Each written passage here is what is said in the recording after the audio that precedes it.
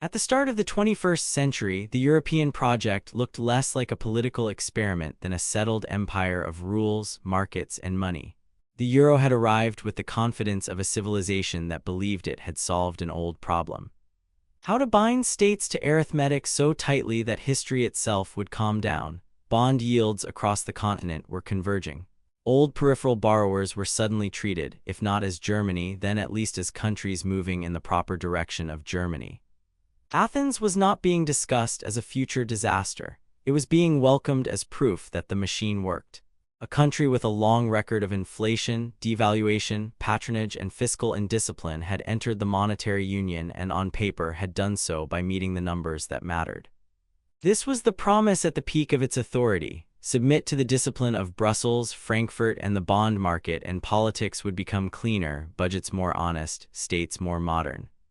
Wall Street understood the opportunity immediately. The new Europe did not eliminate sovereign risk. It transformed it into a lucrative advisory business. Governments needed cheaper funding, smoother debt profiles, prettier accounts, and just enough temporary relief to stay inside the club. Banks could provide all of that, not with tanks, not with decrees, not even with obvious loans, but with elegant contracts, cross-currency swaps, interest rate structures, off-market exchanges. Transactions so technical that they could be presented as prudent management rather than strategic disguise. At the height of its self-belief, the euro area thought it had built a fortress of transparency. In reality, one of its newest members was already learning that if the rules are rigid enough, power does not stop cheating. It simply cheats with better paperwork. And buried inside that paperwork was a pair of transactions that would come to symbolize far more than the downfall of one state. They would reveal a permanent temptation of modern government. When the numbers cannot be made healthy, make them look healthy for just a little longer. The object at the center of the story was not a treaty or a budget speech or a bailout memorandum. It was a derivative structure. Cross-currency swap transactions Greece conducted in December 2000 and June 2001, later defended by Goldman Sachs as ordinary sovereign risk management and described by critics as a way to push debt out of sight without making it disappear.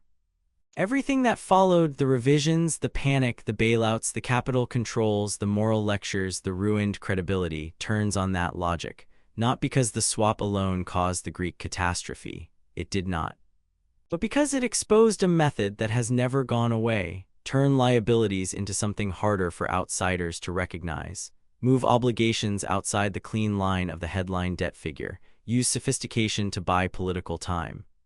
Then dare everybody else to notice before refinancing day arrives. The question that matters is not simply how Greece got away with it for a while. The question is why so many governments, lenders, and institutions still find the same bargain irresistible. If the Greek state in 2001 used Wall Street's ingenuity to massage what voters and markets could see, how many countries are still doing the same thing now? The official numbers alone tell you why this story will not stay buried in 2001. The Maastricht framework was supposed to impose simple discipline, budget deficits below 3% of GDP and public debt around 60% of GDP. Greece entered the euro with debt nowhere near that ideal world. Reuters later reported that the cross-currency swaps Greece conducted with Goldman Sachs reduced its foreign-denominated debt in euro terms by 367 billion euros and lowered the reported debt-to-GDP ratio by 16 percentage points from 105.3% to 103.7%. That is not a rounding error. That is the difference between a government that looks embarrassingly over-leveraged and one that looks, if not healthy, at least governable. Goldman later said the transactions were consistent with Eurostat principles at the time and framed them as a common procedure for managing foreign currency exposure after Greece's entry into the euro. That is how these things always begin, not with villains announcing a fraud but with technicians describing an optimization. Yet optimization is a political word wearing a mathematical disguise. If the effect of a transaction is to make the debt burden appear lighter without making the burden lighter in reality, the budget has not been repaired. The mirror has. Eurostat's later findings make the broader picture even more damning. By 2010, the European Commission's report on Greek deficit and debt statistics concluded that the country's fiscal data suffered from severe quality failures and that Eurostat's scrutiny since 2004, including 10 excessive deficit procedure visits and 5 reservations on notified data, had still not brought Greek statistics to the standard reached elsewhere in the European Union. That alone should stop the viewer cold. 10 visits, 5 reservations, years of concern, still the numbers remained unreliable. The report found not merely technical sloppiness but evidence of incorrect data, non-respect of accounting rules, poor cooperation among agencies, weak statistical independence, unclear responsibility, non-transparent bookkeeping, and even cases in which data were exchanged by phone without proper written documentation. That is not just mismeasurement. That is a state losing control over the reality its own numbers are supposed to describe. Look at the revisions. In September 2004, Greek data for the entire 2000 to 2003 period were significantly revised, with the 2003 deficit changed by almost 3 percentage points of GDP and debt by more than 7 percentage points. So even before the global financial crisis, before the word austerity became a curse throughout Southern Europe, the record had already shown that the books were unstable. Then came the shock of 2009.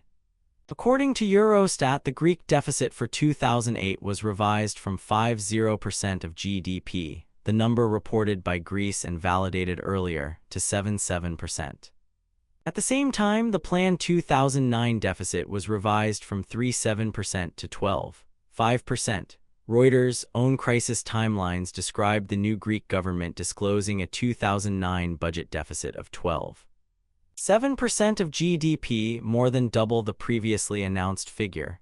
Later official revisions would push the 2009 number even higher. That sequence matters. It tells you that the crisis was not a clean moment of revelation but a staircase of humiliation, each step worse than the last. 5% became 7.7, then 3.7 became 12.5, then 12.7 arrived. Then still more was admitted. Investors were not merely learning that Greece had a debt problem. They were learning that they could no longer trust the state to count.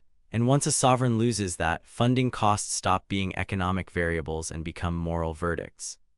Reuters reported that Greece had to refinance 54 billion euros of debt in 2010, with more than 20 billion euros due in the second quarter alone. That is the brutal timetable that always hides behind sovereign drama. Markets do not care that a problem is complex if the rollover calendar is simple. Bills mature, cash is required, confidence is either there or it is not. When Greece's credibility collapsed, Europe discovered the true scale of what had to be done to prevent a chain reaction. Official assistance over the life of the crisis reached almost 289 billion euros, 52.9 billion under the original Greek loan facility, 141.8 billion from the European Financial Stability Facility, 32.1 billion from the IMF, and 61.9 billion from the European Stability Mechanism. That is the cost of political delay once interest compounds and trust evaporates. By the time the fire brigade arrives, it is no longer putting out the kitchen. It is saving the whole block, and if this sounds like a uniquely Greek pathology, it was not. Even before we reach the present, the sovereign derivatives world was larger and more normalized than most public debate admitted. OECD work on sovereign borrowing noted that many states use over-the-counter derivatives, mainly interest rate swaps and cross-currency swaps, in debt management. Italy, Reuters reported in 2012, disclosed a derivatives portfolio of 160 billion euros and losses associated with it. The instrument itself was never the scandal. The scandal was the combination of opaque structure, political incentive, and weak disclosure. That combination was deadly in Greece because it allowed a country already above 100% debt to GDP to look just stable enough to avoid a reckoning, and then just stable enough again until the reckoning arrived all at once.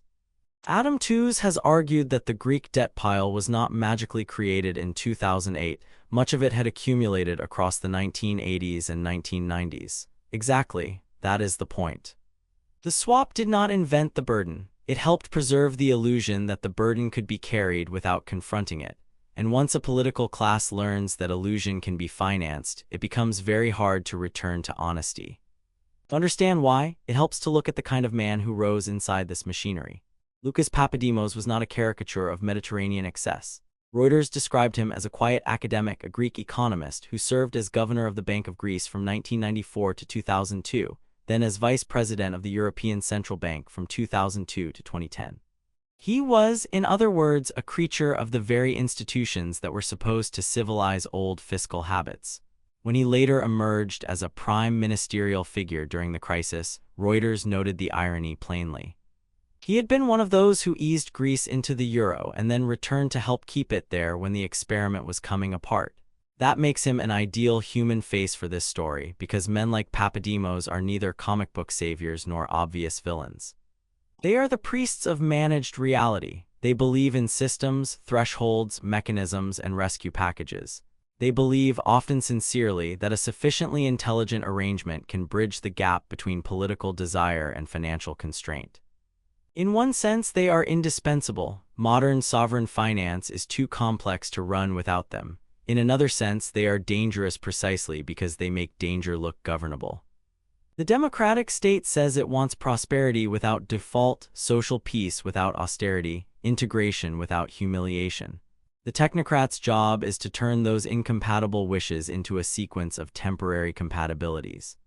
Sometimes that means reform, sometimes it means euphemism, often it means both. Papademos embodied the age's deepest belief that expertise could reconcile promises that politics alone could not keep.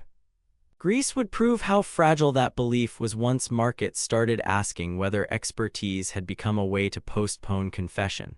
Reconstruct the decision scene in Athens and London in 2000 and 2001, and it does not look like melodrama. That is what makes it dangerous. Foreign currency liabilities in dollars and yen had become more awkward after entry into the euro. Under the reporting conventions of the time, exchange rate moves could inflate the debt burden measured in euros. A sovereign borrower wanted relief. An investment bank knew how to provide it. Goldman later said Greece conducted the cross-currency swaps at a historical implied exchange rate and that this was a practice commonly undertaken by European sovereigns. That phrase, commonly undertaken, should ring in the ear. In the room, nothing would have needed to sound criminal. Officials could have argued they were reducing currency risk. Bankers could have argued they were following the rules as written. Lawyers could have asked the only question that matters in these moments: is it permissible? Not wise, not honest in spirit, permissible. Goldman's later formulation was clinical. The transactions were, in the bank's words, consistent with the Eurostat principles governing their use and application at the time. Once that sentence exists, the decision becomes much easier to live with. The sovereign gets a cleaner profile. The bank gets fees and a relationship. The problem is moved forward in time. Reuters reported that Greece and Goldman also entered into a long-dated interest rate swap to offset a fall in the value of the portfolio, on the back of a newly issued Greek bond, with Goldman paying the bond coupon and receiving variable rate cash flows. Notice what is happening. Complexity is no longer incidental. Complexity is becoming the storage unit for political discomfort. Every extra layer makes the deal harder for an outsider, a parliamentarian, even another official to interpret at a glance. That is not automatically illegitimate. Finance often uses layers to allocate risk. But in sovereign politics, every layer also allocates visibility. Someone in that process had to understand the essential truth. The transaction improved the appearance of the debt ratio immediately while distributing the costs and ambiguities into the future. And because everybody involved could describe the structure in the language of prudence, nobody had to say the impolite part aloud. We need time, we need optics, we need this number to look better than it is. The most consequential decisions in modern finance are often those in which no one says the true sentence because everyone in the room already knows it.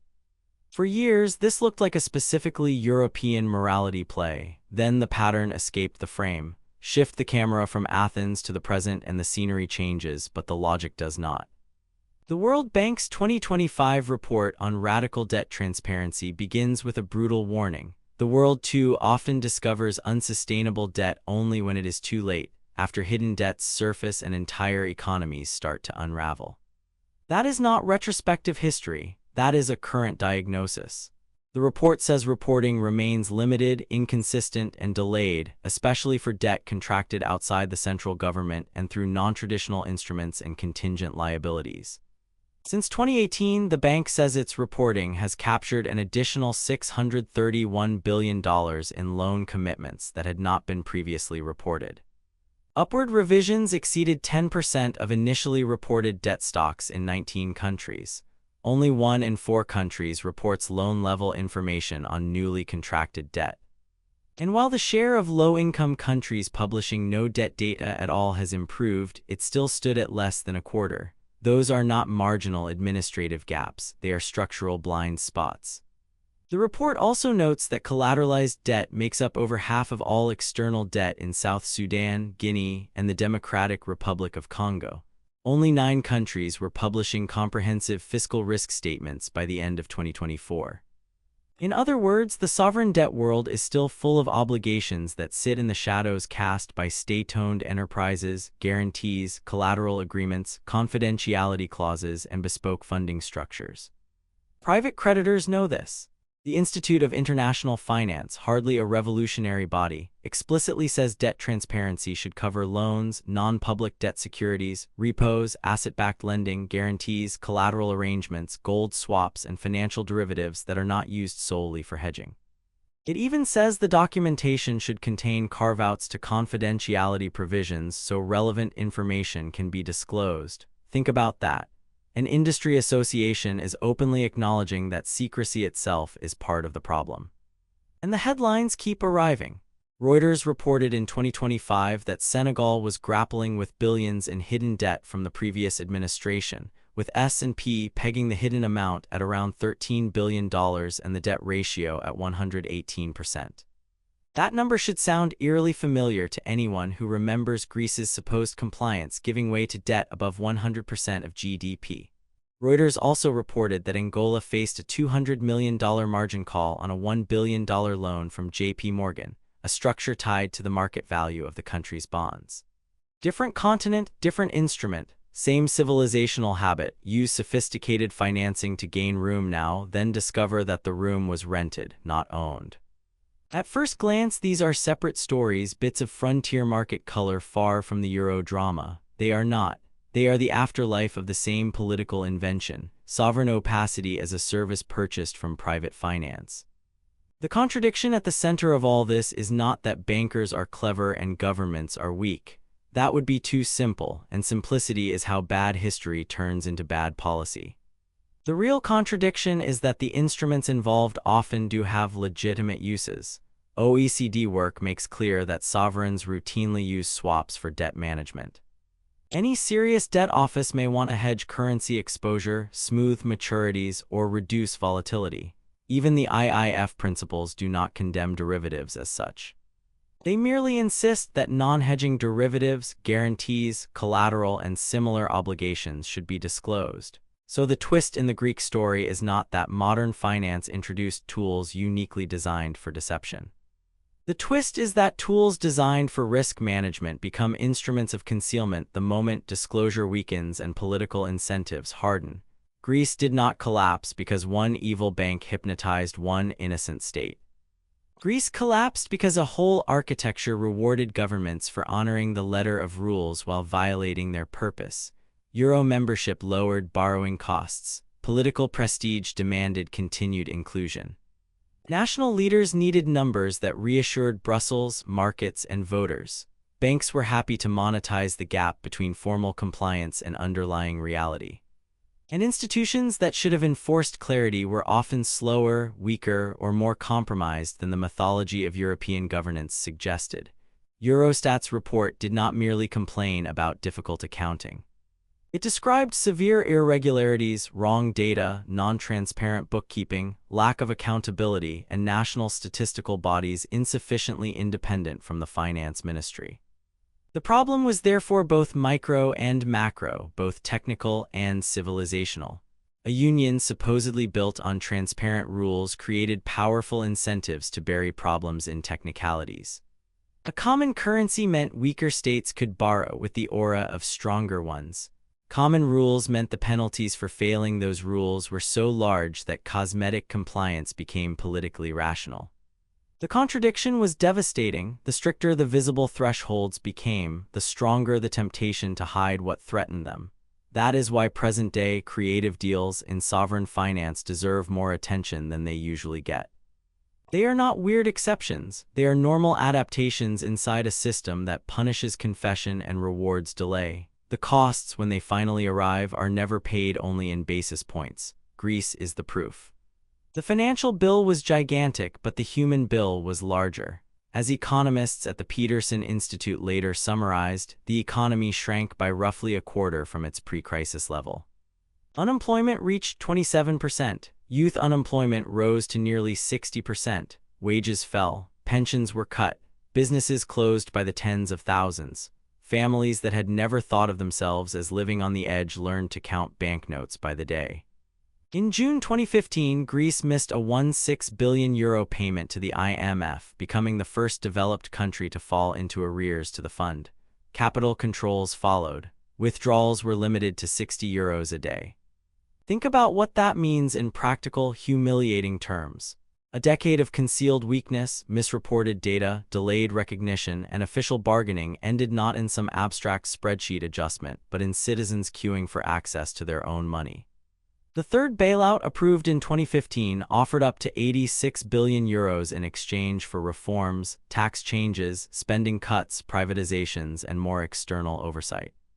By then, the politics had already been permanently altered. The center had lost authority. Syriza had risen on the wreckage of the old two-party order. Europe's argument about solidarity versus discipline had become a continental psychodrama.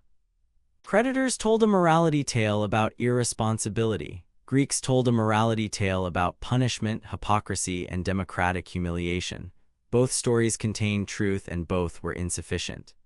Because what Greece really demonstrated was the cumulative cost of pretending that bad arithmetic can be converted into good politics by passing it through more complex contracts. Even after the immediate emergency passed, the social scar did not vanish. Emigration rose, trust in institutions broke down, productive capacity was lost. The debt overhang reshaped a generation's life chances. And the downstream effects extended far beyond Greece. The crisis changed how Europe thought about bailouts, conditionality, bank rescues, and national sovereignty. It radicalized electorates, empowered anti-system parties, and taught governments everywhere a cynical lesson. If you are large enough, strategic enough, or politically sensitive enough, the international system will usually rescue you eventually, but not before extracting a spectacle of pain.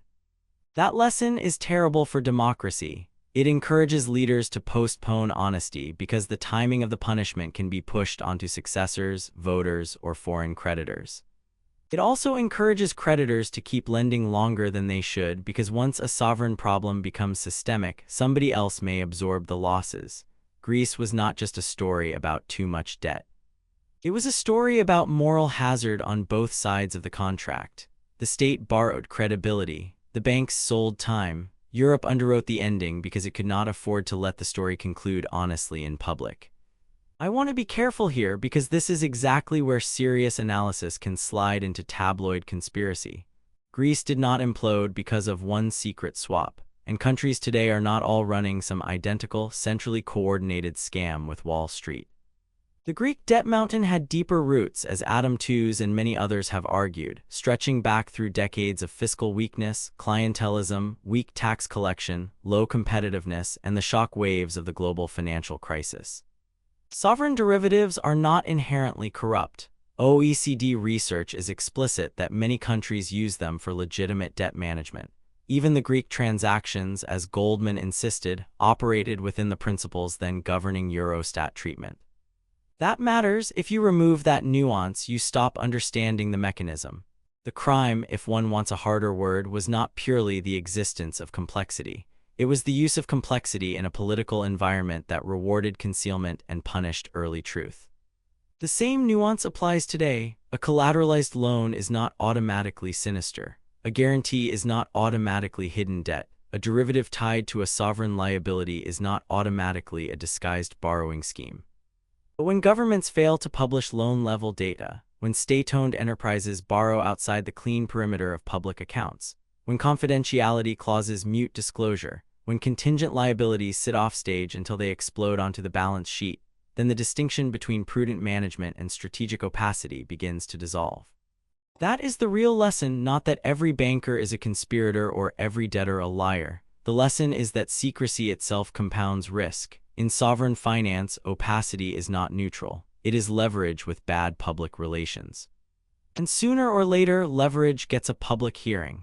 The unsettling truth is that states almost never announce their decline in the language historians later use to describe it. They announce discipline plans, restructuring frameworks, stabilization packages, and innovative financing solutions.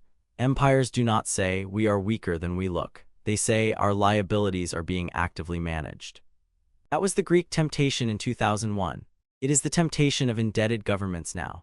When growth disappoints, when voters resist austerity, when markets still offer one more window, the easiest thing in the world is not to solve the problem but to rename it, repackage it, collateralize it, hedge it, or move it into an entity the headline debt figure does not fully capture.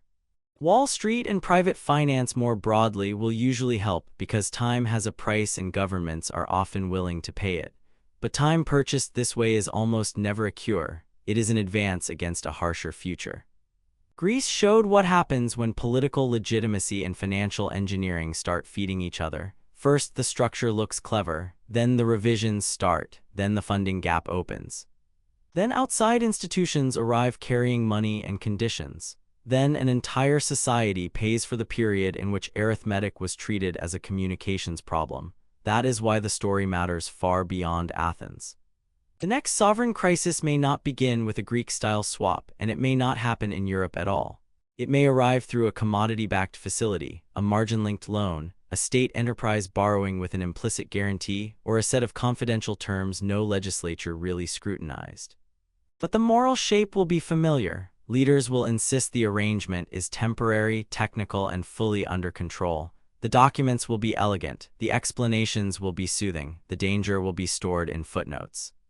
If you want more histories of the moments when power tried to bargain with arithmetic and lost, write the word swap in the comments and subscribe, because the modern world still believes that reality can be deferred by contract. It can. For a while, then the contract matures.